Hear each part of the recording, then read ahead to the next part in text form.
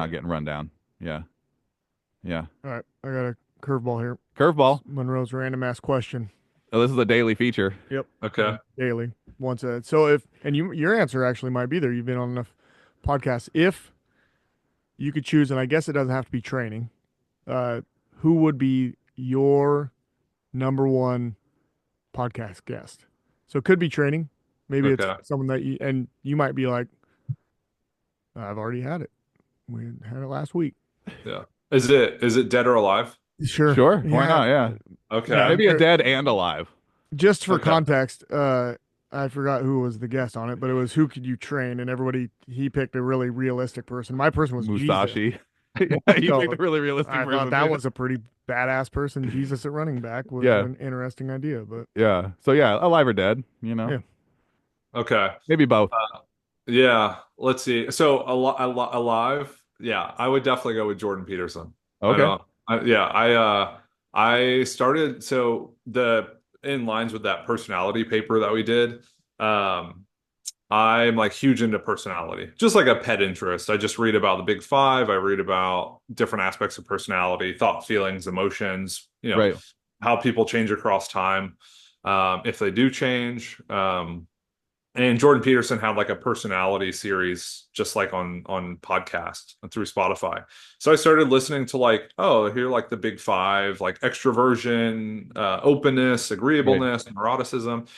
And then I started getting into his like biblical lectures. And then I started getting into his lectures where he talks about the major ideas and themes from different psychologists, different philosophers, different like philosophical schools. And then I was like, holy shit, this is fucking awesome. Like you're telling me like all these things we contend with and think about and deal with that have been talked about in like mythological form, like someone fighting a dragon or someone Right. going on a hero's journey or hero's adventure. You're like, oh, like this guy's like breaking it down, talking about it, making it understandable. And he had a lot of like really strong concepts that helped me take more responsibility as a person of just like, yeah, confront the thing you're afraid of because that's where like meaning is. Like you're avoiding it for a Uh-huh. reason. It's because Yeah. it's hard and scary, so you should probably do it. So Jordan Peterson would be freaking awesome. That'd be like unbelievable. And then dead, I would say. Well, one person who's really shaped the way I think about like interpersonal relationships and then maybe just like intrapersonal stuff would be Carl Rogers. So I don't know if you guys would be familiar with him.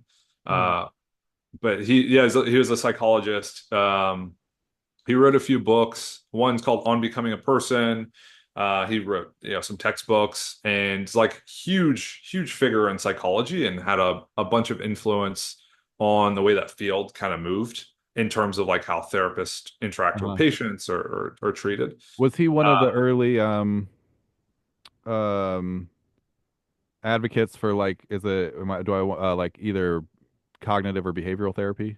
so he was like, so he did like patient-centered, like client-centered therapy, and he's actually the guy. So I don't know if you've ever heard this advice, but when people tell you, like, if you're having a conversation with someone, repeat the last few words that they say back to Uh-huh. them, and then they'll be like, be aware that you're listening. I think he like came up with that technique. Okay. Oh, okay. But anyways, he was like he was part of this like humanist tradition, just a super authentic, thoughtful, like real person who talked Uh-huh. about this idea of like um congruence, like when you're incongruent, right? When you're doing and saying things that aren't in alignment with who you want to be, that Right. causes like internal friction and battle.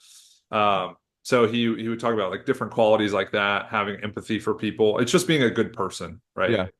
And being able to communicate and have those relationships with other people. So he's a huge influence on me, and I, honestly credit a lot of that stuff to the way I am able to relate and communicate, and form relationships with people. Which, like we said with coaching, that's like the basis of it, right? Uh-huh. It's like, do people want to compete for you, for various reasons? And then do they want to show up and like represent, you know, who you are as a person, but like who collectively you are. So that idea of a good person is just foundational to all of that stuff. So those are definitely two people I would podcast with. Yeah, yeah. Interesting Yeah. choices. Josh? Oh, well, mine now sound just stupid. Like yours were awesome and like I was gonna say first Godzilla, thing. so we're on. Like at first, yeah, it's hard. It's hard. Uh, this is a weird one. I would love like like I like serial killer documentaries and things like that. Like to interview someone that was like on like the Ted Bundy case or Okay. Oh someone that was wow. like Yeah, yeah, following, or even like the jailer that discovered he had jumped out the second story window and got out. yeah. Like Who I was would love to the? be able to talk to that person. Like, how did you just quit? Like, just you walk home right there? Or were you the one that went and told the judge, like, oh, I just let Bundy escape? There was the. Wow. Oh yeah, that'd be fun. Like I would love to See how he feels about that yeah, 30 like years holy later. crap, that was a mistake. Who was the? I mean, now you got me on serial killers. Ed Kemper was that? Yeah. He apparently would like hang out at police bars to try to talk to them about investigations and Oh stuff my that gosh. were his murders, Right. And Wow. so that would be an interesting group of police to interview and just be like, what was that like? But then also like, who I think would be a blast to talk to? Ronnie Coleman. Oh, Yeah, Ronnie's I'd love to great. just Yeah. sit in a Yeah. freaking room and watch, just show him. I love watching him watch things. What a weird thing to say. Like I love hearing Ronnie Coleman either talk shit about something or laugh. You know what I mean? yeah, Like, but there's a lot. I think, yeah, I'm going to assume that the guy that let Bundy go on accident is dead. yeah. So I'll pick him Okay, and then Ronnie Coleman.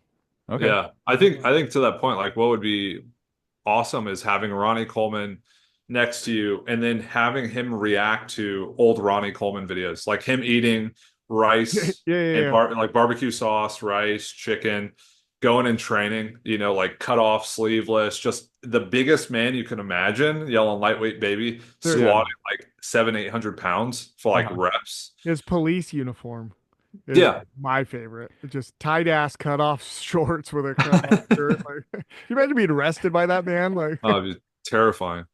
Yeah, one of my favorite, of his recent appearances and stuff is people ask him if he's got any regrets because he obviously had all the complications from the back injuries Yeah. and stuff. Yeah. But he's like, yeah, my only regret is that I didn't squat 800 for 5 when I was doing it. Like yeah. Wow. that's my only Yeah. regret. And I'm like, I Yeah. really like this guy.